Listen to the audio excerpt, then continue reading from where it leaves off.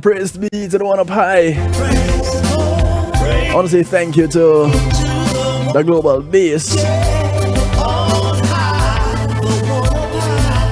instrumental in making this happen.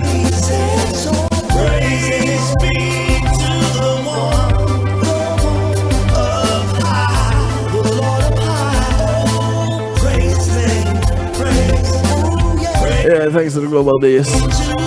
With over 30 years in the music business, music and entertainment industry. You can go ahead and call them up and see what they can do for you, because it's not just music. Of course, they get involved in a whole lot of other things. Marketing and promotion being one of them, one of their better things that they do. They do everything well though. 954-804-8199 gets you in touch with the Global Bass, or you can check them out online, theglobalbass.com. That's DAGlobalBASE.com. Tell them you heard about them from Kevin Stew. Believe me, you won't be disappointed. And without further ado, I bring a secret ingredient to this broadcast. One that you're not going to be at all unfamiliar with. Why? Because he's been around for a while. He has one of those names that anytime anybody call that name anywhere in the world, they start responding with a smile on their face and you mean the one from? Yeah, that same one. What kind of response you get when they call your name? Ladies and gentlemen, I present to you the one and only Mr. Willie Stewart. Yes, sir. This lovely global show, and thanks to you, sir. Respect you. Thank you so much. Much love, yes, much love. Well, I'm glad that they receive me when they look at me and hear my name with a smile on their face. And a frown on their face, you know? But, you know, I should really just introduce you as my Uncle Willie. You know, yes, because anybody with a Stewart name can only do something that is great, and so here it is, Willie Stewart, a man who has been exhibiting greatness for I don't even know how long. How long has it been, Willie, that you've been in the music and entertainment industry? Well, I'm young, you know, so I just started. What happened? I would say that the better of. Let me just think a second. I have to think. Give me 1 second. We just think. I would say 57 years. Wow. No. If you start when I started to play my own music, that's about it. You know, before I was even a thought. That's that time I was a little youth, you know. But then for my own band. But from I'm 6, I knew I wanted to play. You know, yeah. So when I actually got into Jamaica, then at Woolmer's I started to form my own band. Yeah. You know. Yeah. Well, with others, and it was called Visions, Dynamic Visions, and that was my first introduction to music, playing on a band, you know. Right. So I've got back there. So yeah, about 57 years, yes. Wow. When you were a youngster, before you started playing, you used to look at bands and watch any particular musician and say, boy, I want to do that? What happened is that in my life, the first 11 years I was in England, so I would see on the TV a lot of rock bands, and I was so lucky because my brother Neville Lee, who had Sonic Sound, famous Sonic Sounds, was people think he just came into music. He was a connoisseur of music, so I was hearing Brubeck, jazz, South African music. So I had a rich input, and then my other brother Jim would play guitar. So it's like, and then we lived in this house where my father had a house, right? It was like, it was one of those houses that like about 9 rooms, and he used to, you know, people could live there, come in and thing, and we lived at the bottom. So you always had music playing, you know? Yeah. And so from that introduced music, I would look in, when I walk on the roads, I would always tell people the drum sets had color. I couldn't even touch it. And I always say, Mommy, hold on, let me look. Because to me, it was like gold. It was like $1 million. If I could, I just looked through the window and I say, boy, I wish I could have it. From about 7, it's like, I just looked like this drum was calling me, you know? Yeah, yeah. And I happened to get one when I reached Jamaica, and, you know, at 13, I bought my own. Wow. I can and tell. it wasn't cheap either. It was a Ludwig, I think, that time. Yeah. Oh, nice. You bought a good one. Yes, I got a good one. I remember as a child going to pantomimes, sitting at the orchestral pit and just watching the drummer. Just watching him, just watching him. And the whole show would go on, and I knew nothing of what really happened on stage because I'm there just watching the drummer. Right. That was me. So my mother wasted her money. So it's never too late to start, you know, Mr. Kevin. Never too late, you know. No. I've been doing well on drums for a while now. So. well, I forgot to listen to you now. Maybe we can do a jam together. I'd love that. I'd love that. I know my boys would love it too because it's been years. I was talking with my older son earlier today, and I was asking him, you remember when we went down to Miami? I took you down to Miami, and we did that thing where they had the whole heap of drums, and he was like, oh yeah, I remember that. And Leah was there. Yes. Yeah. But tonight we're going to be chit-chatting a little bit about some other things that you've been involved with.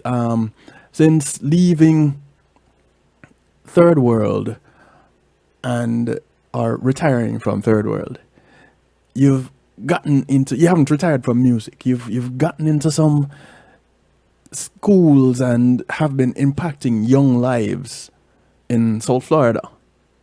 Correct. Yes. And well, I would use the word retire because I was in the 40s when I think I left Third World. Yeah. Or was I in the 40s? Yeah, in the 40s. So it's been that long? I left. I think I was. Yeah, I'm not sure. Hold on. Let me I forget. Come on now. Come on. Not at the number. Yeah. 1997. Yeah. I was 40 in the 47s or something like that. Yeah. So I left then there. So I knew I had to do something different. There was a calling for me to do. You know. So I went and studied. Right. And in studying, I had different intentions, but let's put it this way: God had a different intention for me. And I always like to work with kids, and I got to study in England and to be a music facilitator, which changed your whole concept because people came to see you and Third World and see you play what you created, and it's about what you do. But life changes when you be a music facilitator because you're working with non-musicians most of the time. And you have to appreciate and give them experience that they would not expect. So you facilitate something that they're not expecting. So it's not about you. It's about the programs and how you do it to get the best out. They are the stars. Right. And for a long time doing that, it gave me a chance to really meet a lot of people and share music. I would say half and half. I left the road maybe now about, I said 24 years. Yeah. And I think I'm nearly given my time in working non-musicians near the same time. So one year working with professionals, next year working with unprofessionals. Yeah. But it's two different experience, you know? Right. But I love it. I mean, you get it. And when I hear them play, like when I do team building, I work with the children, and you hear them, but it's the satisfaction of hearing them start doing some catch on quick. And when you hear what they play and what's inside them, you feel good because it's like it brings them together. It's like children in a little candy store. They love the drum, they hit on it, and once they start making patterns and everything, and they can say, "Wow!" and the unity starts. Yeah. Wow! They're shocked, and it's a great feeling. And working with the kids, where I have to work with Rhythms of Africa, developing a program over the years. I've been in Florida, forming my nonprofit in 2011, and we celebrated 10 years this year. Yeah. And over 10 years. And the good thing about that is that we started at Miramar Culture Center, and we went back on our 10th anniversary there in April 1st and 2nd. And a great thing is that I got a chance to play Third World song because we also celebrated Third World's 50 years. Yes. So it's a very unique, maybe once in a lifetime for me experience. Like it's like I brought him where I am. 10 years, the baby of Rhythms of Africa. We presented that, and within that section, there was third world songs that could deal with Africa. I was so proud. Yeah. And the second part was third world songs. And all the musicians, I thank them because it was a team effort. Really, because to sing and play some of third world songs with a singer like Bonnie Rose, with all the members, you really have to dedicate yourself to the parts, you know? Yes. And yes. the band, the Rhythms of Africa band, did them. And I was so proud because Cats, Robson, AJ, Richie were all there, Norris. And in fact, on stage, we had Junior Jazz, who sometimes sub for AJ. Yes. And he knows a lot of the songs there. And Levi Romans was in the band in the early stage when I left. So he was playing on stage with rhythms. So it was a combination. The only person who was missing was Ibu and Pretty at that time from that thing. And I must say, I mentioned at this time, I must mention that, you know, my condolences to the family, Ibu and his son passing, Arif, who's like family to all of us, you know.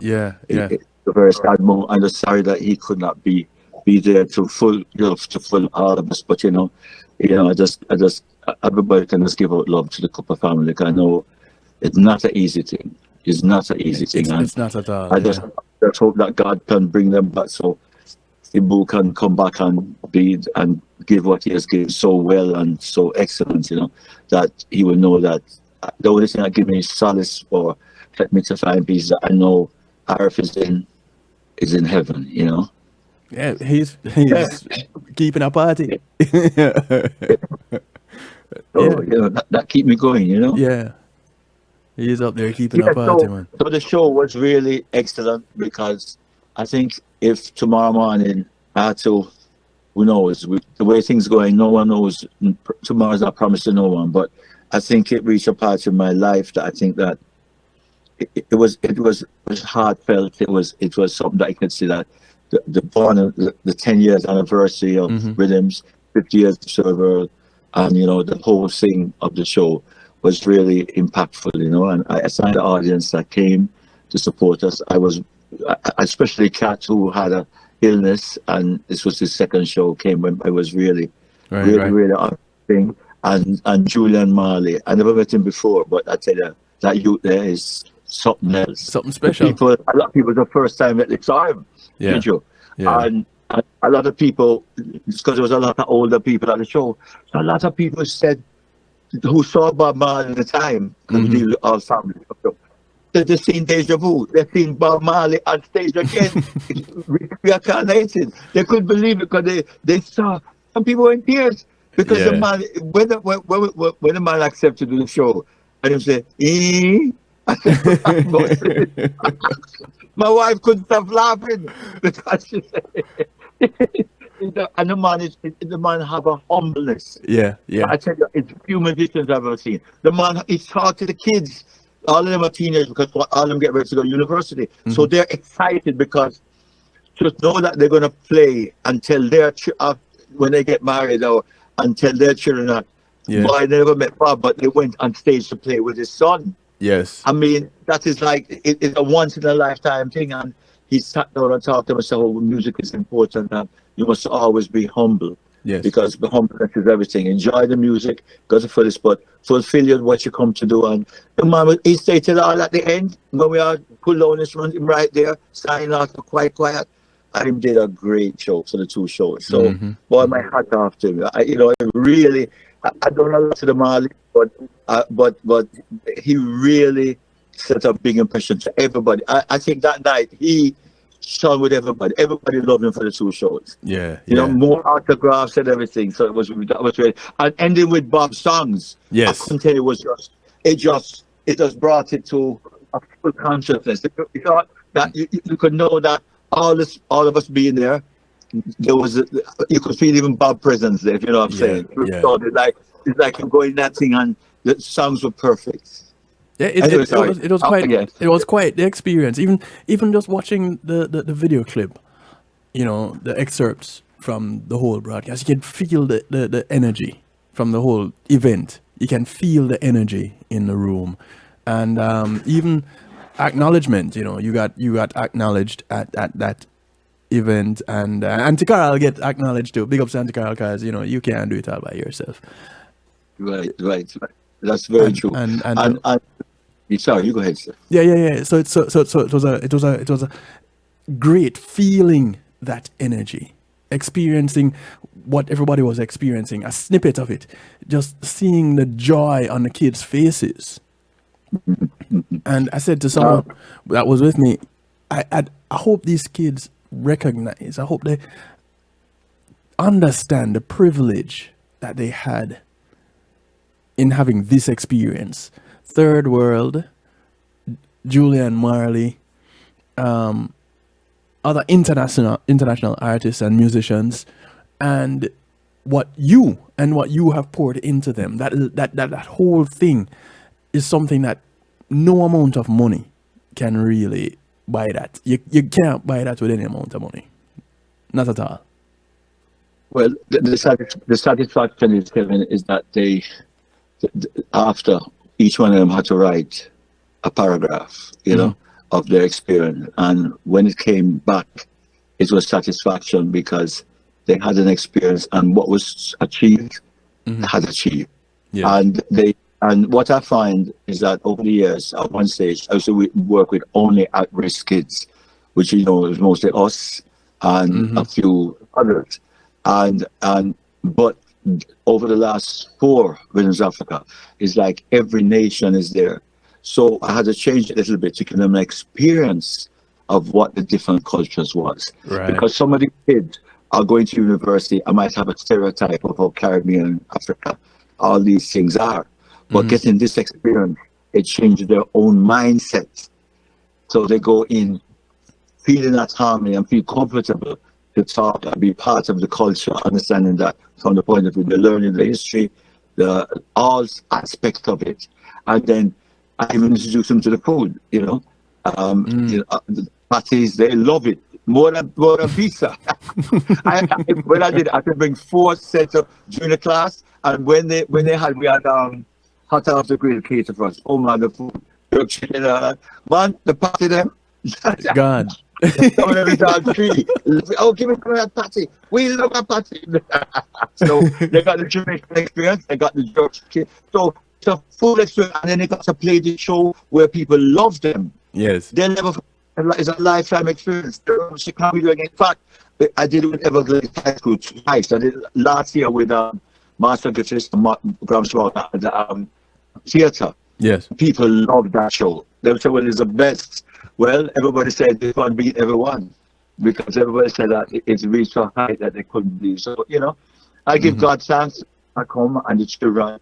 It's a teamwork, everything. The dancers, Amaya Lewis, all of them are singers that stay with us. We even give awards from Embrace to some of the musicians that have been with us since day one, from the first show. Nicole Yarlin, who plays violin, and she's a voice teacher at Miami University.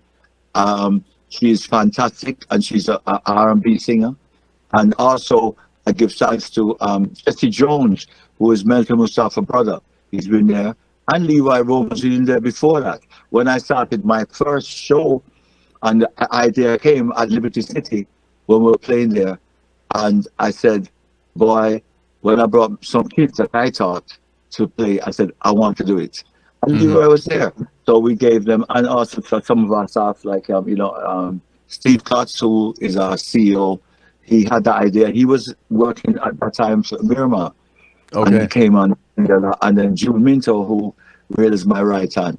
She really, she is something else. She loved the program, and when I can pull off things, she did that. And also to Jamaica Tourist Board, because they've been title sponsors from there. Yes, and there's so much more other people, my family. I mean, like this, I could go on. I just thank everybody for it, and especially our fans and our supporters, I would say, who understand and come each time.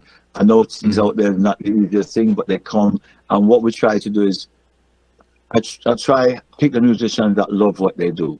Yeah. So these musicians, when they play from the love of their heart. Yeah. And that's what the people feel. And then when they see the children play, they encourage the children They support, they play with a smile, and then the children react when they see, because when they saw Cat, we did a dress rehearsal. When they see Cat play the cello, wow, wow, they were just, and Cat was just taking it all in with them, and it was just a lovely family event. Even from there, and you just knew when the show was going to be right. It just came and everybody did the part. The dancers, the kids. To me, is the best set of choreography. Thanks to Maya Lewis that we got to Maya is awesome. Oh yeah, she's excellent in choreography. And believe me, I've never seen that because it was fantastic. I mean, when you see how lively they were, and big shout out to Mr. Gregory Cole. I know the man did a fantastic job there with the narration, and I mean, thanks to the mayor. I mean, without the city, they as a city they've come behind me and supported this effort, and I give thanks to the city of Miramar, to the mayor, to Edna, all the staff. They put a lot of work over the last 2 years in the show with us, and it's really, I can't say. Also to our non-profit, to our people who Broward Cultural Affairs, all these things, Fab, Florida Cultural thing, all our other sponsors and donors. It's like without them we couldn't go forward. So everybody's a whole team. So I can only say that, boy, I'm so happy that we can touch children's lives, right? And something like that. And also, people might not know this, but they get from us. They also get 50.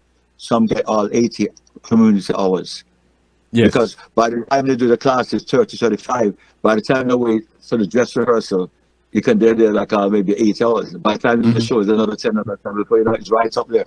So these are the hours they get, and some have double up because the ones who did the year, last year. Some of them came back as section leaders. So maybe 6 or 7 of them, because some left the school, some were still like in 10th grade, 11th.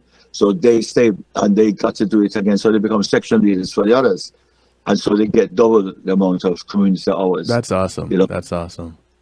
Now, this is just one aspect of Willie, though, because through the years, you've been involved in some other things, and one particular project happens to be a song that when I was in high school and I heard this song for the very first time, I remember here I am, George's Ford Farm, and we used to go over to Alpha Fits. And this song was one of the songs that I remember renting a tile, holding a wall, dancing till the front of my shirt wet and the back dry to this particular song. And it was not until only recently that I found out that you were involved in it and involved with it. So much so that right now, as we speak today, the video for the song is now being promoted because the video was just done some 31 years later. Yes. So talk to us a little bit about this song and this project, how you got involved and everything. Well, the secret ingredient. That's the same thing. The secret ingredient. Well, right. It happened back in 91. In 91, my house in Red Hills, I had my studio, still in Third World, of course. And when we had time off, we always recording artists, writing songs, separate apart from Third World. And my brother, God bless his soul, his past son, Pablo, was very instrumental in this particular artist. Can I say her name? Go ahead. Yeah. Her name is Dorrit Wisdom. With her stage name, Aka, is Dwisdom, DWISDOM. And she had won, I don't think it was a tasty, she had won a competition after that. And my brother saw her, and Pablo believed in her. And so one Sunday, I just put in a new studio board. I think we put in the night before. And you come up in the morning and say, Willie, you have to listen to this artist. She ready. Shabbat song. I'm telling you. I go. I said, all right. So when I listen to it, I call Neville Hine. Neville Hine from Byron Lee, right? Yes. He's the responsible for Byron Lee's sound for years. and Neville and me do some projects together, as well as the Boo, Stephen Stewart, and all that. Sometimes I guess I'm good with keyboard players. Anyway, I called Neville, said, Neville, come up here. Neville said, right, and come. And Ian heard and sax came. And so when he listened to the song, he said, shake his head. Mm-hmm. If I didn't keyboard, plug up, boom, we play live. Because I had my drum set, but my drum set was called a D drum. So all the parts, the whole drum set could play different channels through the board. You know, that's I used it with Third World.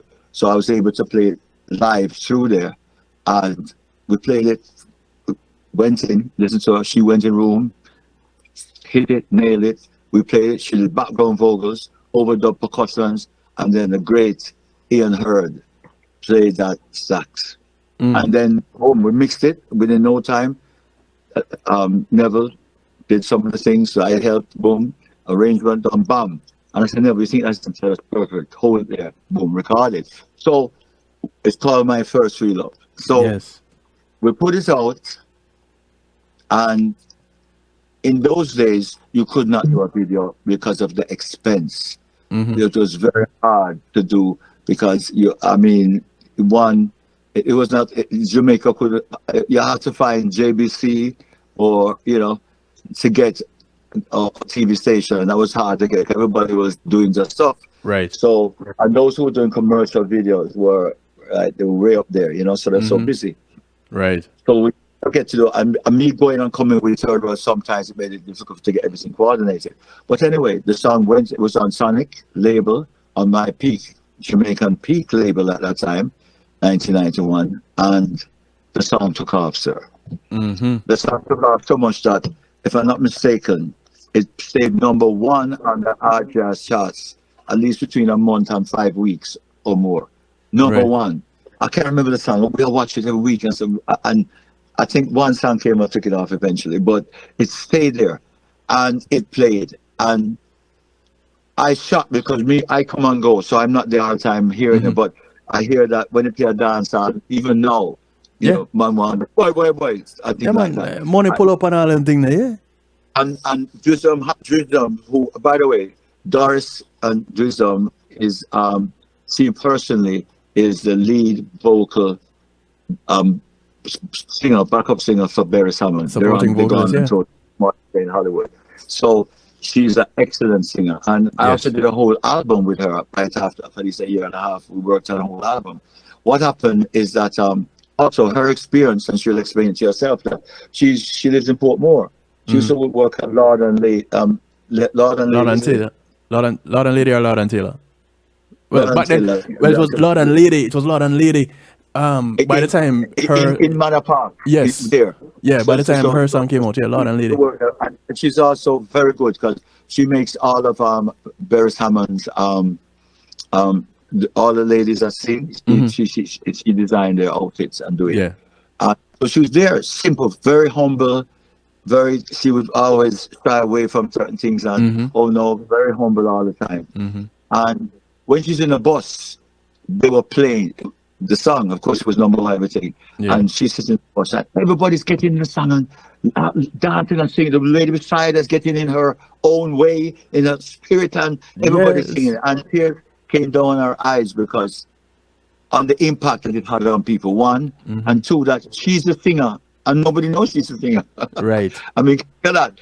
She's in the bus who sing that song, and the reaction, it was an action, because what happened is that people thought that the Rhythm was a foreign artist and that it was a Dolly Parton song. A foreign song, it's a foreign band did it, so it's a foreign song. Yeah.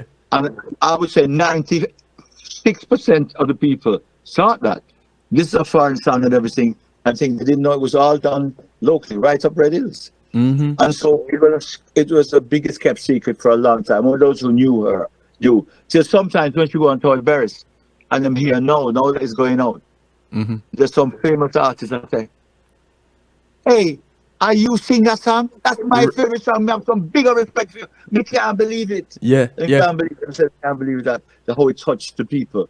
And I've seen a reaction of people who talk about it, and believe me, the emotion, I can only thank the people from my heart and let me go further. Why all this come out? In I think it was one of my family had passed, and I went to Jamaica.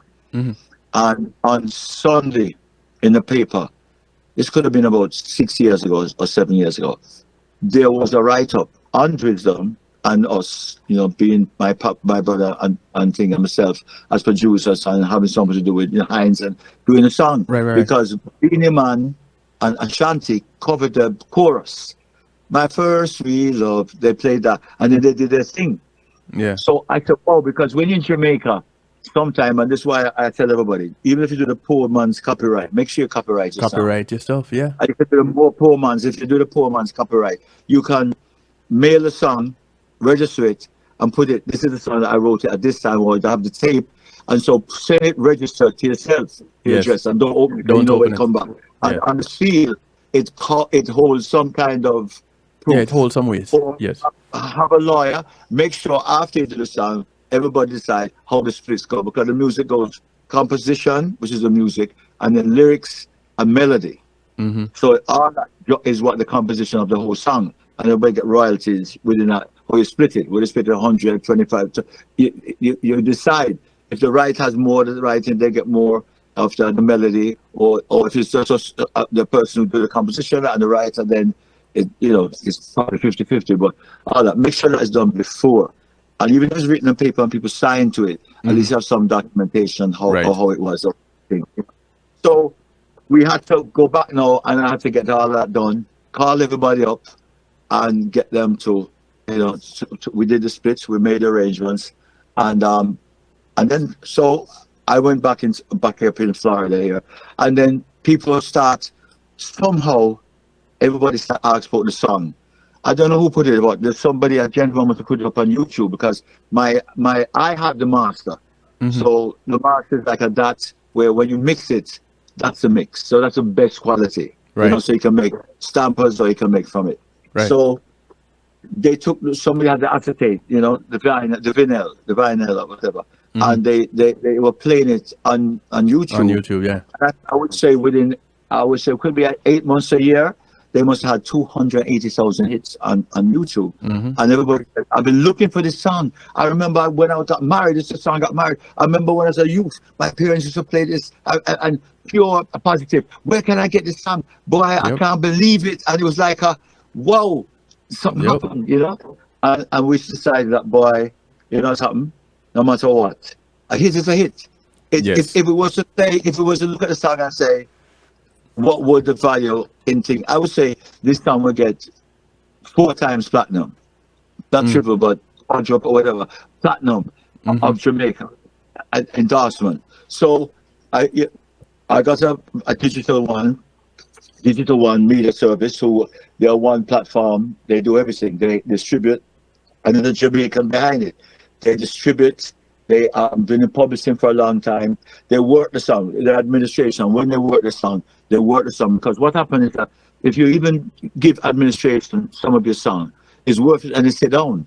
Because you can't go, especially in the maneuvering now in the difficult digital world. Yes. Every day there's new revenue streams. Right. So what happened is that I decided that with all the songs that I've written behind the scenes and done, I'm going to really get it and put it for my estate, because a lot of us who do music have little things here and there, tapes all over the place, and when you're gone, it has gone. Then boys up, and that's it. So your idea never get out. So give it to other things. If you have a cassette, do it. Put it. Give it to ASCAP, Join BMI.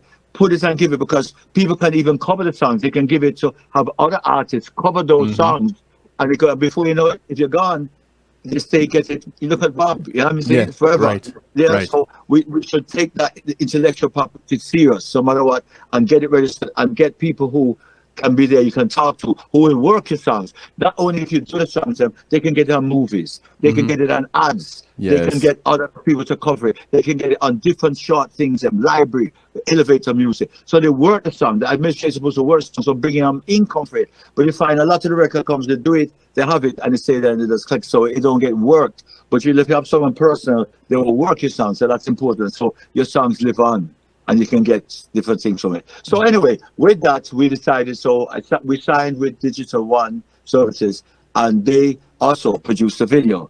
And it was just, they brought Wisdom up, Just right after I did Rhythms Africa, 1 week after that, just did the Paris harmonies sort of thing. She came in for a week. We did South Miami. We did the whole thing, picture, everything. And boy, it was great. And that's what the video come from there. And so her record now is in all the stores. Where can I get it? All platforms. So the love that you wanted, we have now come through fully. 31 days, 31. Yeah, you know. There it is. And so, you know. Y'all can scan this QR code. I'll leave it up there for a quick minute. Yes. So y'all can scan this QR code to see where it is that you can get this song, My First Real Love. Those of you who have been listening to me for a while, you'd have heard me play this song, and I've told you, this is one of 3 of my favorite R&B songs coming out of Jamaica. Now, there are a few others. Asking for Love is one of them. Always Around is one of them. Right. So if I were to give my top 5 R&B type songs coming out of Jamaica, you had Always Around, Asking for Love. Yes. When You Love, AJ Brown. Here I Am, Chevelle Franklin. And this song, My First Real Love. 5 of my all-time favorite love songs. And so I say my life is involved in 2 of them with you on the 2 songs. Right. You were involved in 2 out of the 5. And you know, that's not a bad number at all by any stretch of the imagination. That's a real big deal. Yeah, man, they really appreciate, you know, and thing. And yeah, man, is when a song is touched the hearts of the people. You know, I must say that when we play it today, what we did is I just had it remastered. Remastered means when you get ready, they cut everything right. So we sent it to England and got it remastered. Thanks to some husband for that, and we got that done. And I know you hear it, and so a brand new master. It sounds fresh. And a beautiful video, because Digital did a great, because they have cameras, so they have those special cameras, the red camera like Michael Jackson. And so the tape come out. Chris and the staff, they did big but you know, Digital One services really great. And he has also variety. Florida Songwriters. So you should look up and sign up. Florida Songwriters. He has that. And he Digital One services, media services. Yeah, I like the variety in the video too. That showed love from all walks of life and all combinations of individuals. I just love that. You know, well, the concept of Steve, who is the president of the company, was that he wanted to show that it's universal. Yeah, love is universal in any way, and that every nation has it. And the song remind me, the type of concept of the song remind me of Betty Wright's song that, you know, with the first time, that song that she said, and her mother said that, don't, you know, you're not going to sing that song. Yeah, you're not going to sing that song. And and hers was, I mean, Betty Wright was a little bit more in your face. This one is subtle. Yes. This people can just relate to my first real, because she tell a story. She tell a deep story of sincerity at that age, how that was felt to her. And it was how she did it was very, very sincere, very real, but very skillful. And then she can sing, because a lot of people think she also, before she sang for Barry, she was singing back up for Buju for 2 years. So you know, and she also had something to do with Shaggy's song Hot Shots, and I think she did something with Penthouse. I think it's Penthouse. She did some covers, I think, with Penthouse. She did some covers, right? Yes. In fact, we did one with her, and she's good at that. Her interpretation, and I'm so proud that we had a chance to do an album at that time in '91. And what happened is that, and she did teach them, and I wanted to explain what happened. What happened is that when we went to shop for her, because I was in Polygram CBS, and I was sending out videos, cassettes to get a deal. But what happened? We were up against America, and America at that time expected more reggae and maybe dancehall to come from Jamaica in the 91s Yeah. than R&B or because we had tracks that we were doing which was more disco pop, disco up thing, and she really was good. And this is not saying take it from her; she can match up reggae. Right. I mean, she was there, so she can, that was it. But she's just an all great rounder. I mean, and then when you meet her, because when our publisher met her, he was taken back and said, "Wow!" And he couldn't stop playing the song.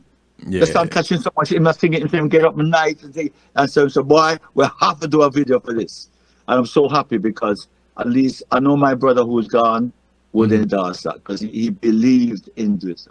And I'm so happy that big kudos to her, because I know that the song going to get the chance, because to me, we released it to Jamaica, it proved itself. Now it's to the world. Right. And you know, at the top of the hour, we're going to take a quick break on Reggae Global Radio, which is in about 40 seconds or so. But I don't even want to part with you just quite yet. So what we're going to do is I'm going to run the song. I'm going to play My First Real Love. Let the commercials do what it does.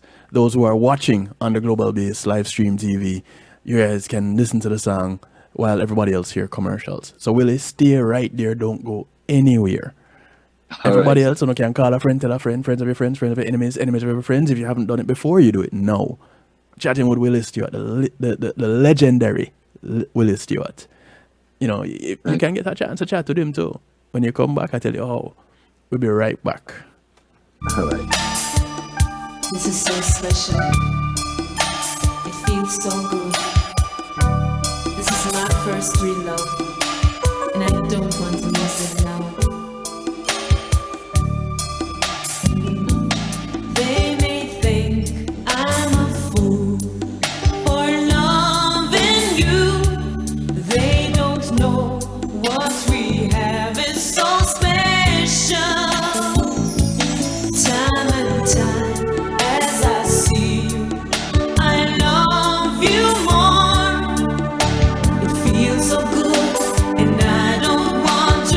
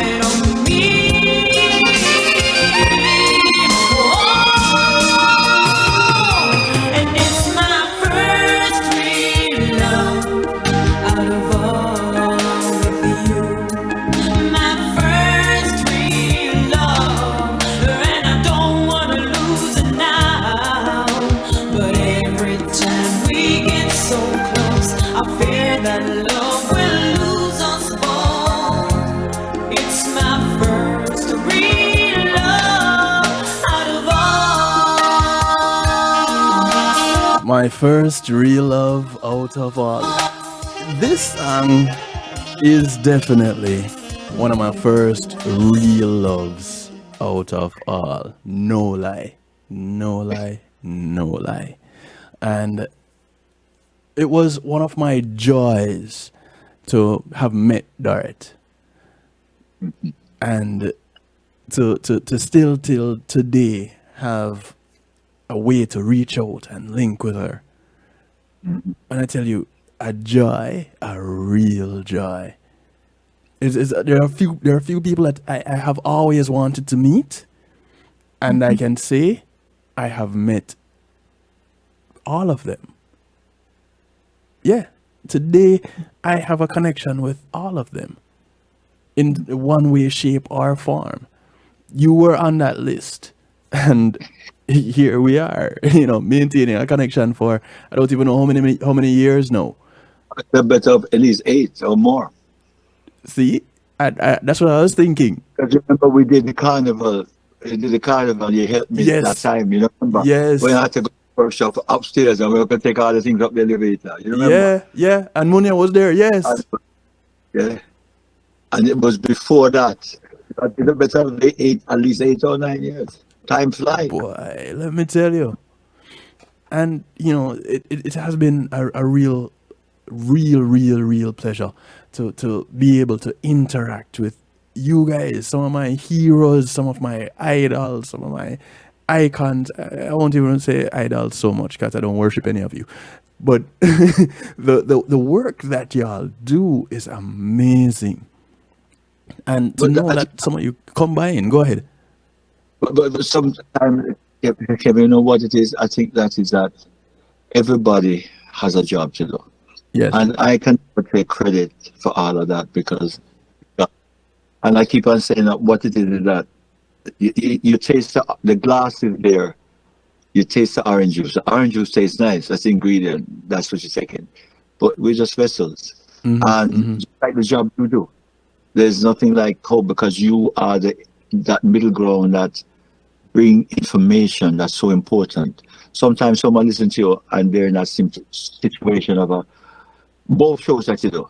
The music is a healing process where everybody come and they go through and you're taking them journey. You use the music, take them on a journey, they go through a stress day and you talk and say, oh, I didn't remember, and sometimes they come, but you're the person who's a doctor. The prescription is the music for healing and things like that, all different things. Now, your other program, you touch very, very serious topics that people don't want to even discuss, they're afraid. But because people who are in it, empathy start.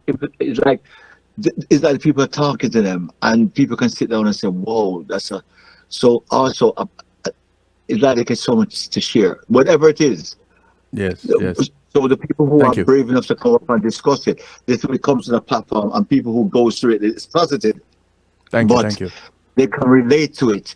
And so is a prescription for a remedy. Because that person will say, how do you come out of it? And you're going to discuss, you get into the deep analysis, deep down, in a very honest and sincere way.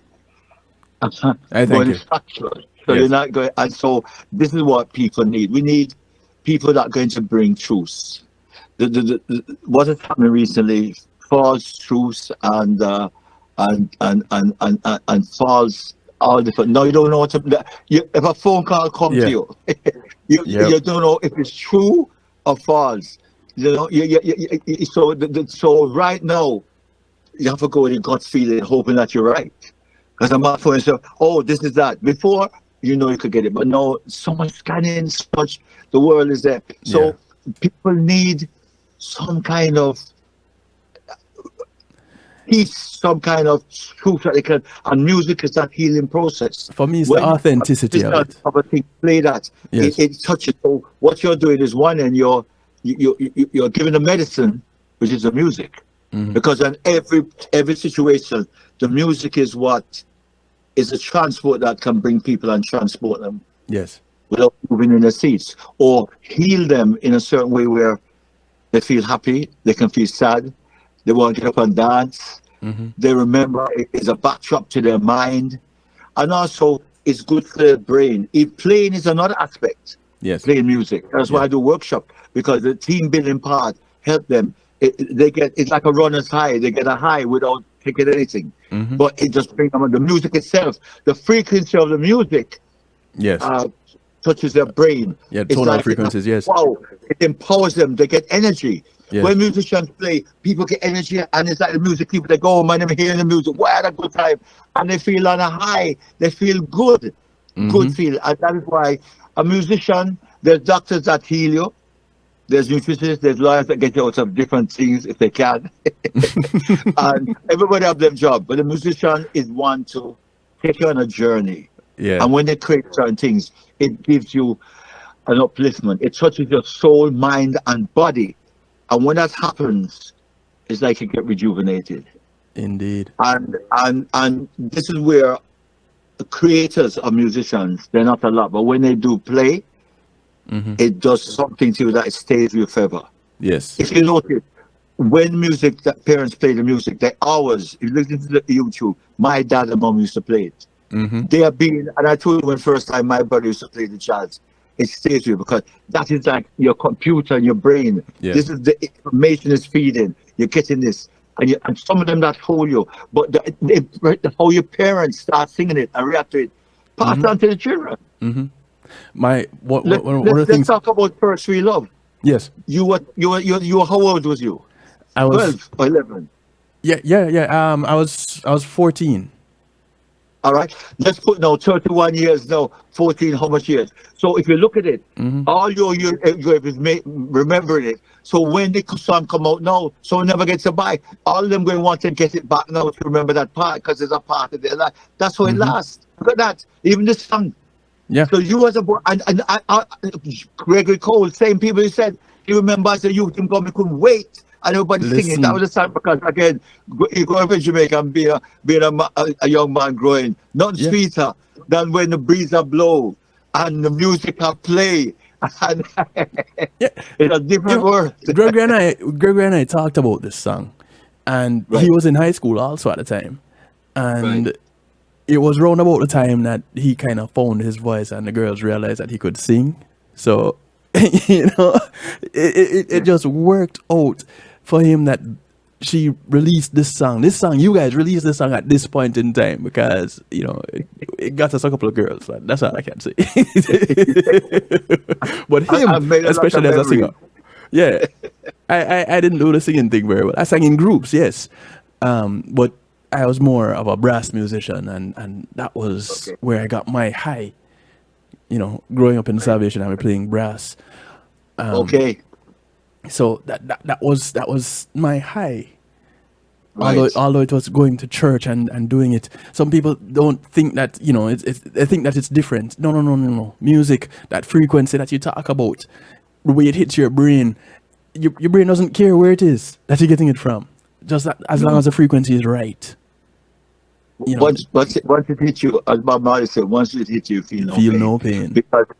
Because even as a musician, I can say that sometimes you're tired. Because being a traveling musician, which we have done over the world, I give my hat up to Third World because there's some of them still traveling. I mean, Cats, to a certain extent, are still on the road. I mean, when I came off in 1997, believe me, I needed a rest. Trust me. Because, I remember for like 2 weeks, I went to Japan, boom. I come back, Puerto Rico, boom.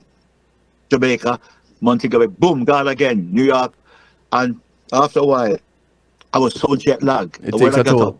In a hotel, I have to find out, where am I? Yeah. Who am I? What's this place? What time is it? Totally, time. I was totally gone. And, it's not an easy thing, I remember calling home. I'm going to answer the phone one day and I said, excuse me, can I speak to your father? And she said, Daddy? I said, oh, sorry. I called him like that.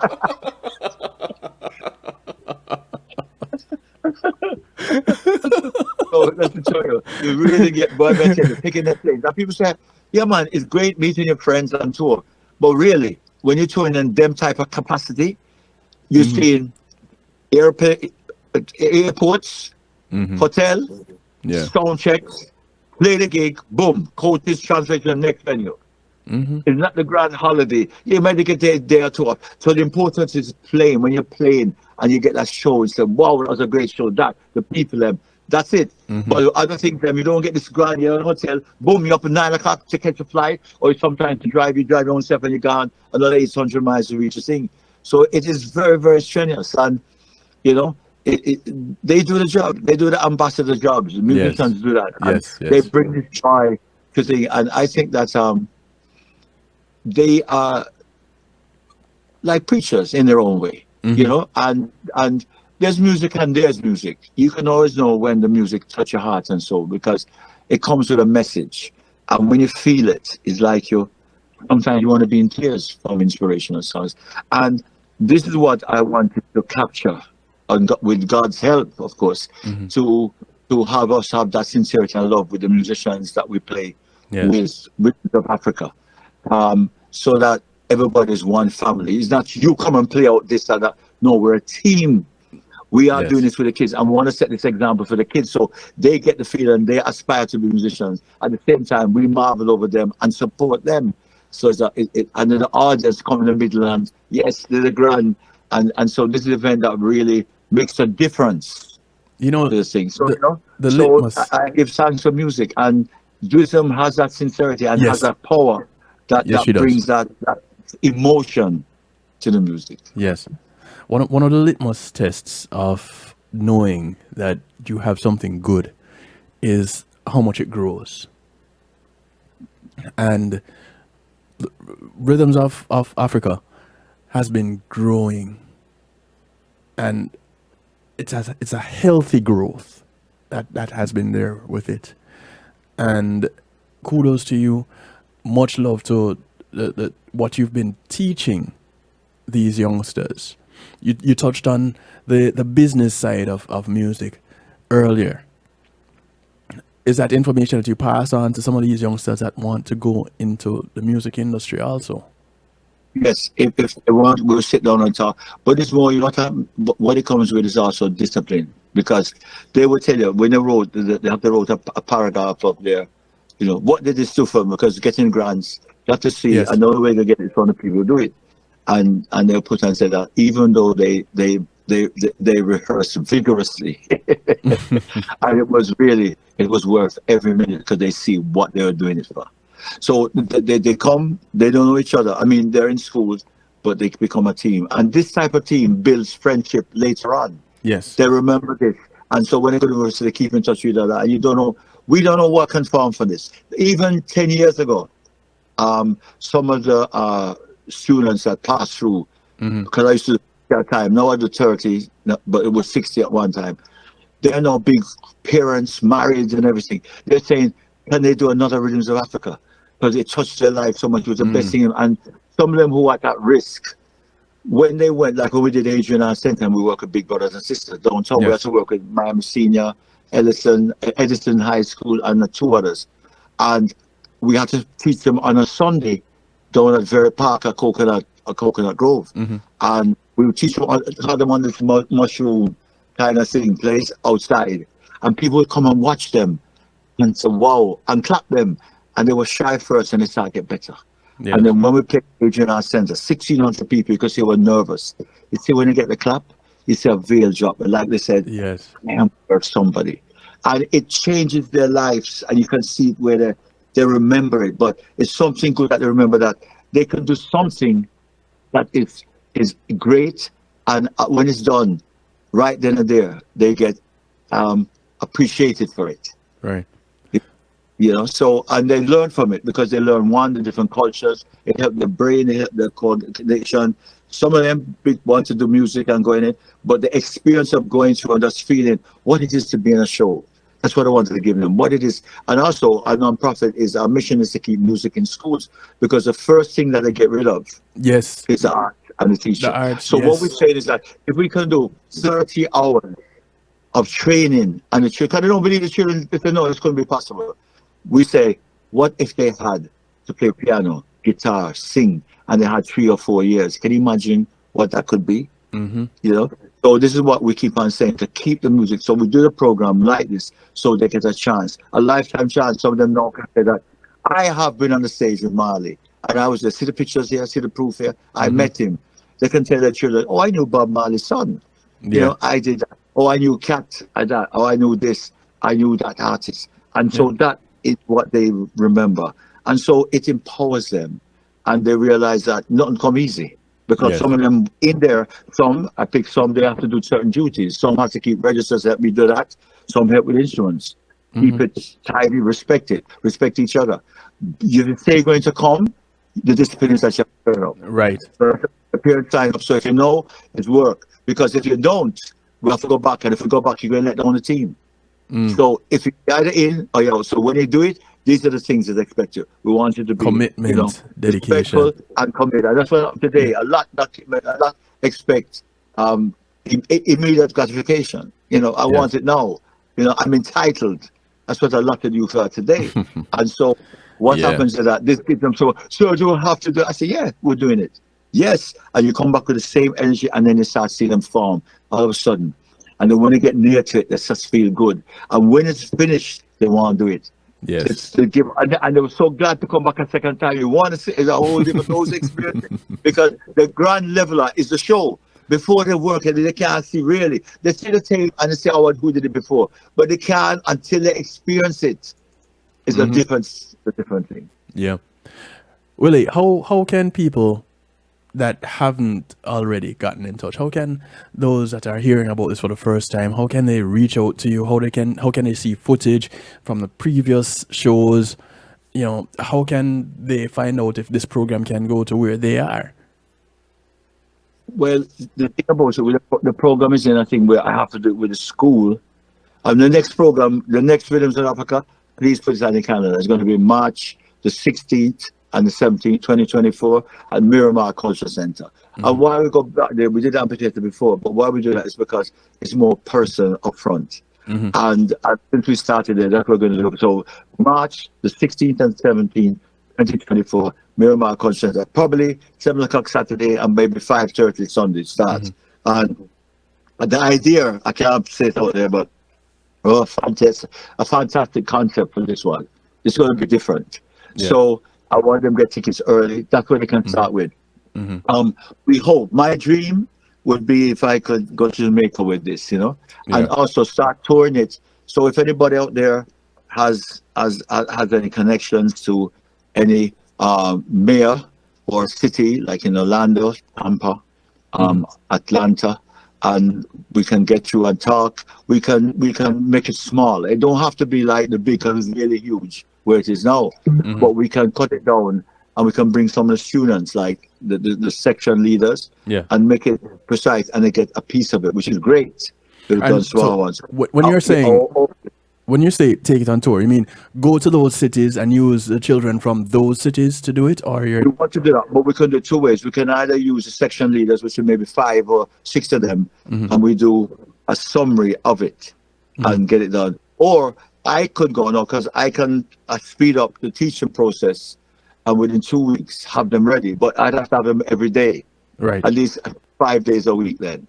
So I could go there for 2 weeks, train them there, and then bring the musician, a certain amount of musicians in, and do the concert with them. Right. So that's one way. And we've done so much in Miramar and about the place now that we can pick anyone. We have so much variations, and the different artists that come with us, we can do it because we have great musicians, and every nation is in Rhythms of Africa, from Africans to well, of course, Jamaican, Trinidad.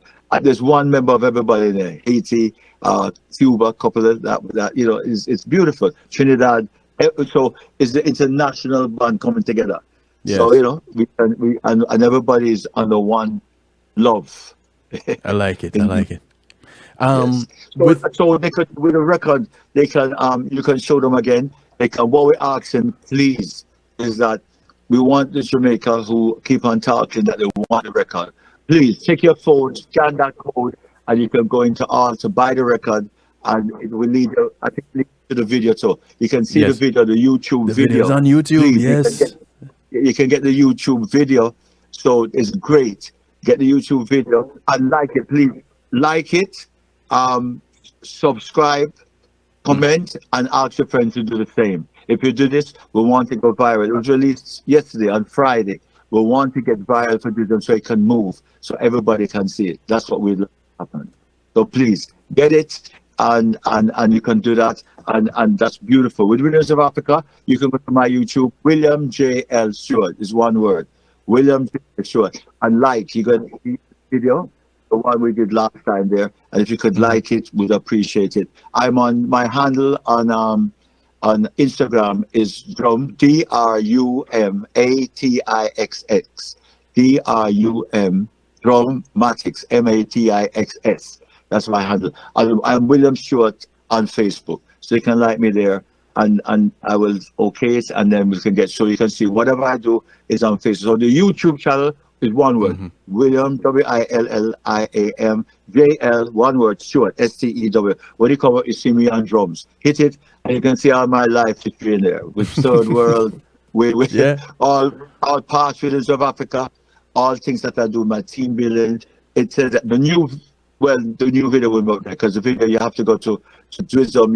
Just type in My First Real Love. That's what you do. Go to YouTube, type in if you don't get through the flyer that we have there, type in My First Real Love, and you'll see the video with them on the beach. Hit that, and you can move from there. It's on Digital One platform, which is our publishers and everything. So we're so happy. I would really like to shout out the musicians behind My First Real Love. Mr. Neville Hines, who has been with Byron Lee, but he played a fantastic keyboard, and he's also one of the writers of the sound with us. And I mean, I can't thank him enough. Ian Hurd for that smoking sax. Yes. And my heart, I have to thank Wisdom for really coming up with a fantastic sound. I mean, it has proven itself already. And I just wish that we're ready to get ready to do an EP, because as I said, we actually did an album. So we're updating it now, like how that has been updated. We'll update, and hopefully by early next year, she'll have our EP, and that I think is going to surprise people. Just like that, they're going to be shocked and love what is about to happen. So with that is how they can get in touch with me, and also with Wisdom. Well, I am going to put the YouTube link. I just put the YouTube link in the Reggae Global chat. So those of you who are listening in, just go to reggaeglobalradio.com. If you're not there already, just go there and you'll find the YouTube link right there. Just click on it. Everybody just blow up. My first real love, right? My first real love, yes. And you can put the link, if you can, for Rhythms of Africa. It's a YouTube link too. For for the highlights of the last Rhythms of Africa, if you could. Yep. If they want, if you can. Yep. I'm retrieving it right now. Right, so that they can see, because I think that the highlights of Rhythms of Africa is so great too. In that I think that it's really one of the best highlights we've ever had. 21 minutes.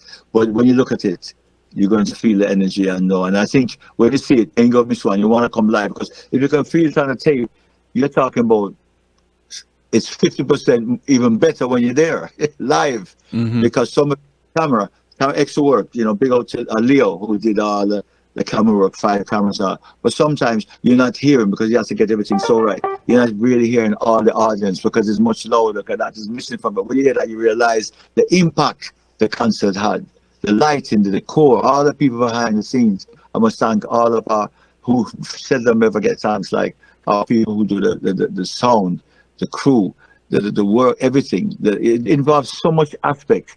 Even your company, you're there promoting it, and everybody. So I give thanks, because it's teamwork, and I hope that we will continue to try and get better and be able to feed our people's soul. That's what's most important. That's that they feel children. Yep. So your YouTube channel is now up in the chat room also. So thank you for that. People can link up and connect. Willie, like and subscribe, please. No, there are 2,000. We need to go. We could go a little better than that now. And go ahead, no man. Let's go up a little more, man. Because maybe if I get more people, I can get to go to Atlanta. We'll try. Yeah. Because believe me, I'm going to live with you. Yeah. So come back and beat each show. They were saying you're as good as your last hit. That's the music business. Yes. So come and beat the last show is not an easy thing, because it gets short, the time move fast. So as we done a show, we're right back again. I start planning the next one. I'm on it now. So it is a very challenging task. Yes. But we always with God we always come through. But it'd be nice just to have a few outside, different, and come and still keep our audience, Yeah, because right. it is challenging, but it's great because you try and beat the last time, so the pole goes higher. Right. Well, you have been pretty much moving the pole, moving the benchmark each time, and we pray that you just continue doing that. And as Rhythms of Africa grows, the community, and when I talk about the community, I'm not just the where you are or where any of these kids are.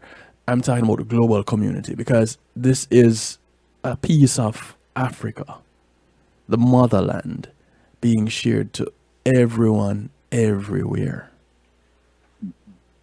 And it's done through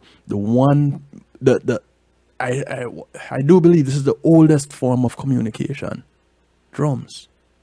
Of course, that's perfectly right. And what happened is that the neuroscientists are telling, like you find in North Carolina, they have drums. Because what happened is that, let us look at a physical thing. If you hit the drum, you're hitting it. So your hands, if you don't know what you're doing, your hands are going to burn you, because you're hitting it. But what happened is that if you are upset or angry, hitting it, that going to start dissipate.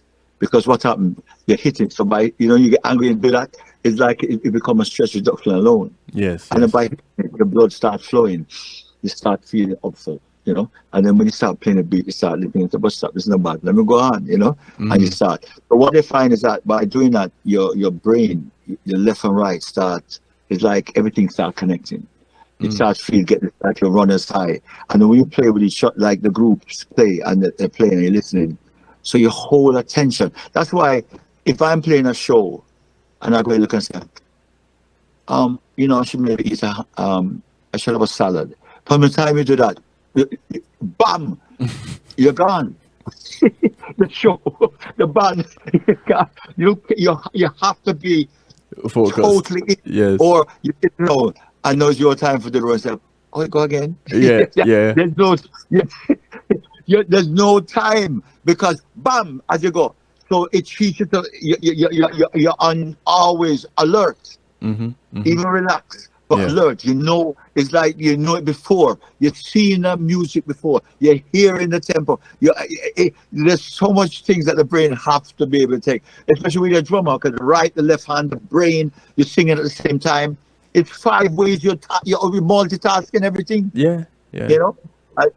And so it takes a lot.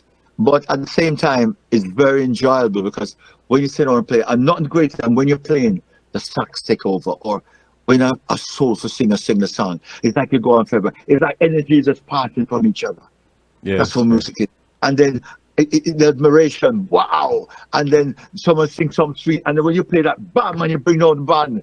I remember when I was a kid and I went to Carib Theatre, and Benny King was playing, and Chuck Jackson, and I'm in Carib as a little boy and I sing, and when I hear the drummer, and Carib Lights, lovely as it was, and I'm so, bam, and I feel I drop about 100 miles down the elevator, because of that. What do you have to that? And when it stops, dynamic. This is what made the music. The music is about tension. First of all, it's about notes and spaces, where you leave out. That's why the musicians are different. The timing, it's mathematics, where you leave out and keep it going. And also dynamics, how soft and how you deliver. At the right time is delivered. It's all timing and how you do it. That's what makes the difference, Indeed. The experiences that you get as a part of Rhythms of Africa, whether you're there listening or you're there participating, the experience that you get when you listen to a song like My First Real Love. Willie, I want to thank you for taking the time out to be the secret ingredient for tonight. I went a little bit over the time that I normally would for this segment, but it was well worth it. Thank you so much, sir. Keep on doing the great work May God bless you, and thanks to fans that listen to you for Global Radio, and give thanks to all the staff and administration and everybody behind it, because radio and Global Radio is very important, because that is the link between the community and what's happening. Yes. And you're doing a great job, and continue, Kevin, to do a great job. And much love. Much love. Things as you will continue to do so. Thank you so much for having me. Yes, man. And here's what I'm going to do. I'm going to close out the rest of this broadcast. I have 25 more minutes of music to play. Those 5 songs that you heard me mention as my all-time favorite love songs, watch and see how you're going to hear them right now. Willie, I'm going to go and stir the stew right here. Blessings, sir. One love. Thank you, sir. Thank you. Much love. Good. Love you. Thank you, man. All right. This is so special. It feels so good. This is my first real love, and I don't want to miss it now.